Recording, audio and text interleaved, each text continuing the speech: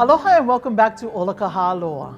My name is Mahuahua and I am the Community Engagement Director here at the Office of Hawaiian Affairs. We named this show Ola Ka Hāloa for a few reasons. Besides honoring the name of our older sibling, the ancestral name for the food source we call kalo, this refrain, Ola Ka Hāloa, was taught to me as the last line we say at the end of the recitation of our mo'oku'auhau, or our genealogy chants. Ola Ka Hāloa is also a play on the word ha, or breath. During this time of COVID-19, we've learned that it affects the respiratory system and the ability for us to breathe. We wanted to send these words out as a kahea, a plea of positive intention for the well-being and the longevity of life. E Ola Ka Hāloa, e Ola. The Kaya Ulu Meals program that OHA launched in response to the COVID-19 crisis aims to address food insecurity amongst our most vulnerable kupuna and ohana. Thus far, we are working with 15 community-based service providers across Hawaii who are leaning on local farmers and supply chains to get meals to kupuna in their communities. Keeping one eye on the future, we hope that there are long-term relationships established through this program and others that will result in a strengthened, localized, community-based food system that will help Hawaii achieve a more sustainable economy. E aloha, pelika, pehe oi. Oh my ka'i, how are you? I'm doing good over here. Mahalo for joining us. I know you're all the way in Aloha, Kauai right now. Can you tell us a little bit about what you guys are doing over there on Kauai? Yeah, so we have a nonprofit, Namaka Onauna, and I also work for the university at Sea Grant. And we are just interested in Aina Momona. So anything to do with thriving and productive communities, see a need, and we're jumping in along with our other programs. And when COVID-19 set in and a lot of the social gatherings shut down, our farmers market shut down, and getting our local farmers' produce out into families and to households became a bit challenging. So we have a friend that runs a farm out in Kilauea, the Aina Ho'okupuo Kilauea farm, and they do Csa Boxes, which is the community supported agriculture boxes. And it's basically, they just make a box of anything that's in season and harvested, and they sell them to the community. But as this COVID-19 was shutting all of these big congregating spaces down, our farmers couldn't get rid of produce. And our biggest concern, not only to get produce into houses, was to make sure that our farmers didn't waste anything. Because if our farmers went bankrupt or they lost their whole load, then they wouldn't plant for the next season. And we need them to plant, and we need them to, they're months out, right? They're planning 3, 6, 9 months out. And if they don't plant because they lost their whole revenue now, then we're all kind of in a really bad place over the year.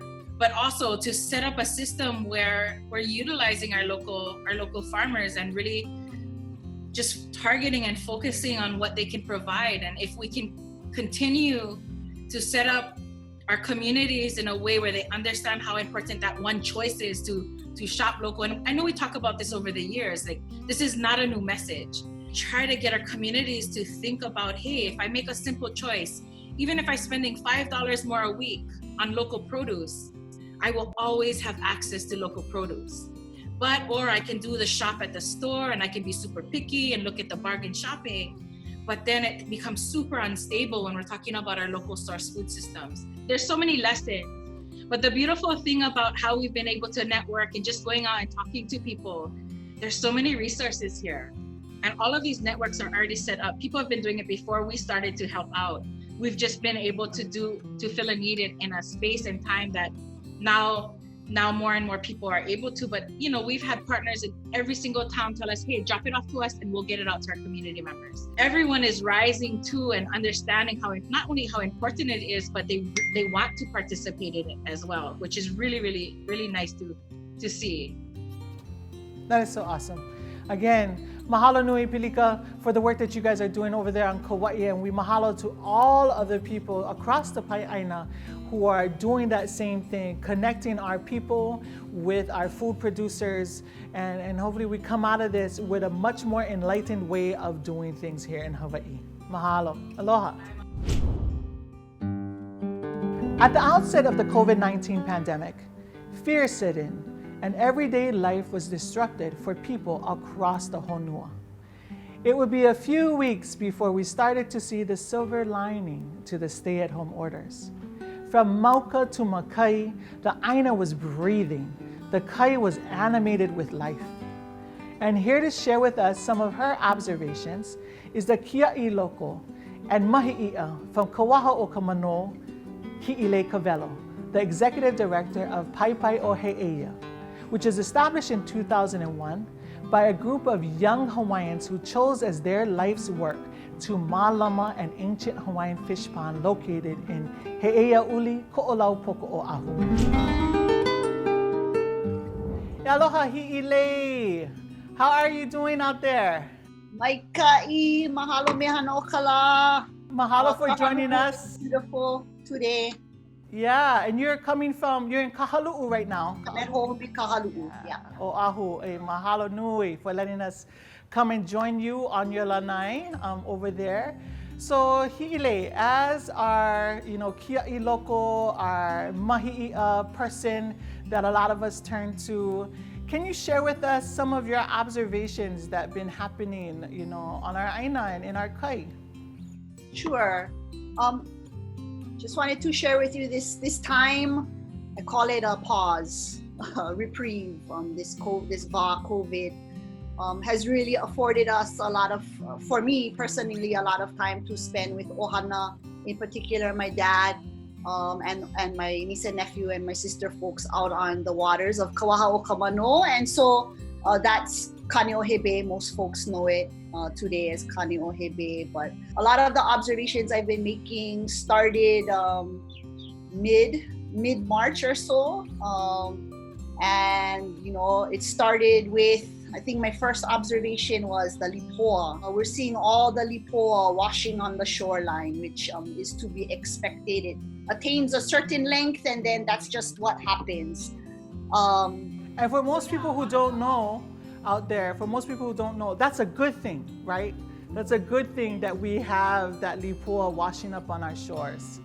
There's mele written and oli written about the fragrance of the lipoa. And so for us, it's a good indicator that things are doing what they're supposed to be doing. In Kawaha o Kamano, I think DLNR prohibited the going to Ahu Ola Ka on April 14th. That was the effective start date.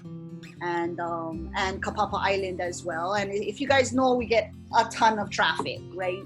Kawaha o Kamano is very calm year-round, which lends itself nicely to a lot of recreational boating, a lot of boat traffic. And the Ahu Ola Ka that you spoke about is commonly known to everybody as a sandbar. Oh yes, Kaneohebe sandbar. Kalamai, we're trying to... No, mahalo. I just want to make sure that people out there also use the term Ahu Ola Ka, when they're referring to that place. Yeah. Those kahiko names that commands a certain kind of respect for the place that is absent otherwise when we call it Kaneohebe sandbar, right? And so as soon as the closure happened, just like boat traffic stopped in the bay, nobody's at the pier or very few people. As a result of that was every single day on the water, I saw honu breeding. Like not just one or two pairs, but everywhere in the bay. And who's to say that, maybe it's because there's a lot less boat traffic happening now that they're able to do that. What would you want to put out there as how we return now that humans are going to start returning to those spaces? What is the lessons that we just learned, from this that we can share with other people about how to think about this? We need more people paying attention. Yeah, and Kaleinu Uhiva would say, pay attention, And it's because if we can make informed observations of what's happening around us, then we're better equipped to navigate change, right? The other thing that I learned from all of this is that, our resources and our environment, that it's thriving in the absence of people and craziness and traffic. So how can we not go back to normal? How can government create a rest? Hey, let's do like a weekly rest for our beaches and our shoreline and our forests. I think of the phrase "Iola oi, iola mako nei," right? It's like if our environment and our akua that embody all those different things that are happening, all of our elements that surround us, if they thrive, so do we, right? And I'd like to think vice versa. Right. Mahalo nui, and thank you for ending with that common refrain in our pule, in our chants that signal to us what good behavior looks like and what reciprocal behavior looks like. So if we take care of our aina feeds us. Thank you so much, Hi'ile, for coming to us and sharing with us your ike and your insights to what's going on out there. Mahalo nui, aloha. Mahalo. Did you know that you can get a bachelor's and master's degree in Hawaiian language and Hawaiian studies at Hawaii Nui Akea at the University of Hawaii at Manoa and at Kahakaula o Ke'elikolani at UH Hilo? Also, did you know that you can get a doctorate degree in Hawaiian and Indigenous language and cultural revitalization at Kahakaula o Ke'elikolani at UH Hilo? Shout out to all of our kumu, from the Hi'ipepe to the Punana Leo to the Kulakaya Puni and to the UH system that have taken our Olelo Makua Hine from the brink of extinction to thousands of speakers of Olelo Hawaii. As the Hawaiian language revitalization movement continues to grow the population of fluent speakers of Olelo Hawaii, today we spend some time with Kau'isai Dudwa of Avaya Ulu, an organization whose mission is dedicated to developing resources and resource people that can bridge Hawaiian knowledge from the past to the present to the future. Aloha Kau'i! How are you all the way there in Panaeva, Hawaii? We're prevailing. That's what we're doing. We're prevailing through this downtime. It's certainly a different schedule from what I'm on to, but can you tell us a little bit more about Avaya Ulu and also the projects that you guys are working on right now? Yes. Avaya Ulu was started officially in 2004. It was kicked off to be a bridge with Hawaiian knowledge, between Hawaiian knowledge, past, present, and future. The primary function of Avaya Ulu is to take fluent Hawaiian speakers today and train them in the translation process by exposing them to different genres of writing, different authors, and the many, many years and depths of the Hawaiian language repository. For the last 8 years now, we have been focusing on a translation training by phases. So phase 1, 2, and 3, we focus primarily on a single author's text. So we've translated in 1, 2, and 3 all of the writings of Samuel Kamakau, and our translators got real ma'a. Kamakau's boy. One of my favorites, by the way. Right. We're about to come out. We're actually about to go to publication with the first version of Kekumu Aupuni, which will be Foundation of Nationhood very shortly. But in phase 3, we introduced another voice. We introduced John Papa'i'i. So we had 2 teams working on the last of Kamakau and all of John Papa'i'i. In this 4th phase, we've introduced, it's called Mahuahua, translation training, and our teams have broken down, and they're tasked with finding a topic, which we call an ohina, because we're going to create a collection. They find their topic, they research it, they document it, they transcribe it with modern orthography, and then they translate the ones they select to translate. You have amazing young people that you guys are working with, right? And 14 of them right now? There's 14 right now. So as we went through, our first 2 that we started off in phase 1 was Kamwela Yim and Kale. She used to be Kawa'a, she's now Kale Roberts from Molokai. Aulani Kailiho from Hilo and Navahi. We have Hina Nubel, who is part of Kalopiko. John Yasuda, who is the lead teacher at Hawaiian language at Iolani School. So they're all amazing in their own right. They're all, really exciting to be around them. And what's important, what is it important for people to know? The connection between the work that you guys are doing with these monumental archives and these extraordinary figures of our history, and how does that relate to being useful for us today, that bridge that you talked about? Can you talk a little bit about that, about why it's important for us to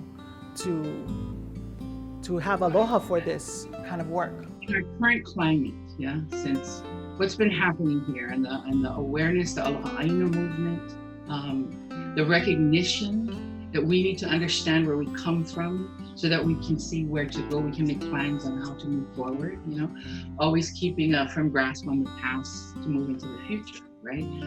Awaiu's focus is always about building a bridge. We build a bridge from the past into the present for the future, right? So the topics that our teams have selected, and this one they picked topics. So we have 4 teams running at each phase. So we are in our second phase now, in our second ohina. The first 4 topics was, we had a team that picked Joseph Navahi. We had a team that picked Matau Kekwanau'a. And those 2 topics, just of those 2 men, people know, they know Navahi, they can cite him a quote that he says. But much more than that, they don't understand who the man was. What our team discovered in this was how hard it was for him to keep doing what he did, because so much came at him, so much was thrown at him that he had to deal with. The other 2 topics were the 1864 Constitutional Convention, a very misunderstood part of our history. What Lot did, why he did it, did he have the authority to do it, and what took place. So our team translated the minutes, the play-by-play minutes of everything that was said and every legislator and what they discussed. The last team picked, they actually started with Lili Okalani, but found it was way too huge to affect. Yeah. So they honed it in and they focused on Kahu'ka'ihelea in her trip she took in 1896-97. So they track her through this trip, and through this they see what the English papers are saying, what the Hawaiian papers are saying, how they run Hawaiian papers are saying. So they see the different viewpoints that are coming on all in this one trip. So all of that is really exciting because it opens up windows. It opens bridges and windows to our past, where you can really understand what took place. It wasn't.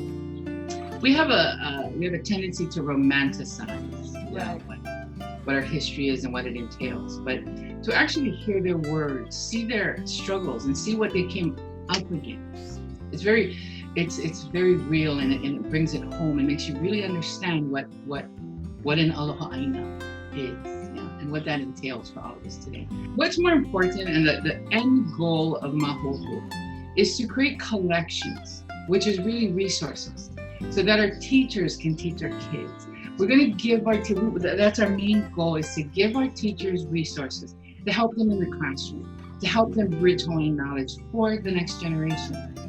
So that's really exciting. That's, I think, the most exciting. So at the end of it, we're going to have there'll be a spreadsheet, the documents, the translations, and everything that we can put together to help the teachers. But I'm going to give one more plug. I want to say, and it would be wrong if we didn't, to acknowledge the Office of Hawaiian Affairs, who funded our phase 3.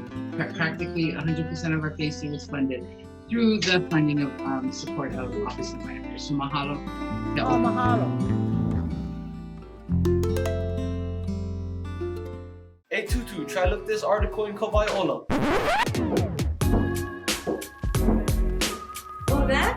I saw that online already.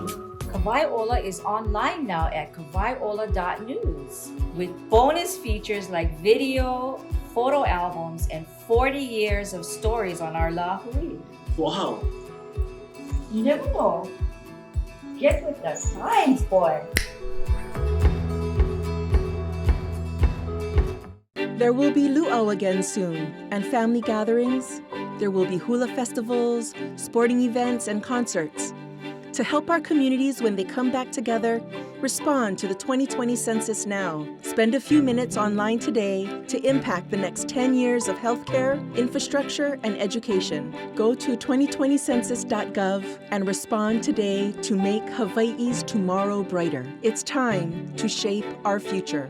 Paid for by U.S. Census Bureau. Heard you have a new process of voting this year. I don't vote, bro. It's so easy. All you gotta do is register by July 9th, get the ballot in the mail, fill them out, send them back. No lines, no poll stations, just you and your kuleana. The only kuleana I have is to become the next big MMA fighter. You think that's kuleana? Kalima McFarland? Whoa, it's our kuleana, our right and responsibility. Before you represent Hawaii in the cage, make sure you represent your people with your ballot.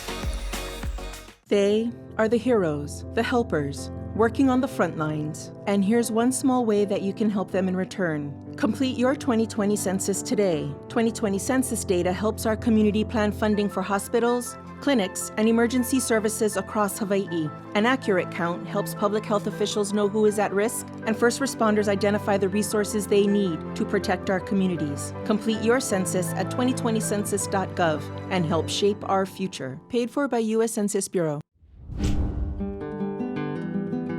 In our business corner, we feature Vai Collective, a group of Native Hawaiian entrepreneurs who share kuleana and a passion for uplifting the lahui. They have created a unique space called Kawaiwai in Mo'ili'ili Oahu, where community, culture, and commerce intersect. Joining us today is Mahina Poi Poi Paishan Duarte, one of the founders. Aloha Mahina Poi Poi! Mahalo for joining us from your hale up at Holua Loa in Kona, Hawaii, over there. And we aloha from here in Iwilei, Oahu. We welcome you to Ola Ka Hāloa. I wanted you to talk a little bit about Kawaiwai today with all of us. We actually established Kawaiwai not only as a co-working space, but our true and deepest intention for creating that space is that we wanted to flip the idea of profit on its head.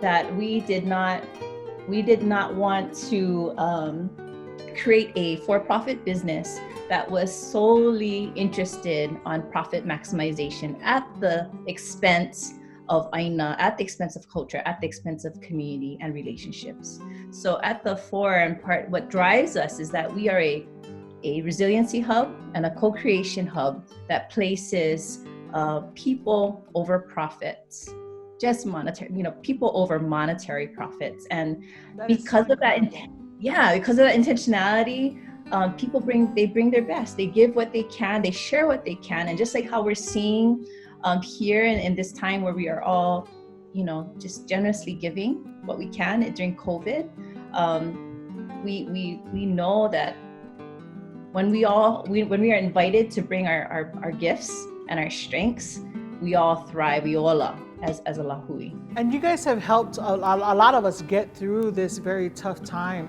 Kawaiwai, like you said, this resiliency hub there has, through a couple of different forms, been continuing to build community at this time where communities are within, kind of placed and isolated in our households. And you guys have found a way to kind of break through that and still build community with your Ava and Ai events, with your online events. Can you tell us a little bit more about making that shift or pivoting in that direction during this time?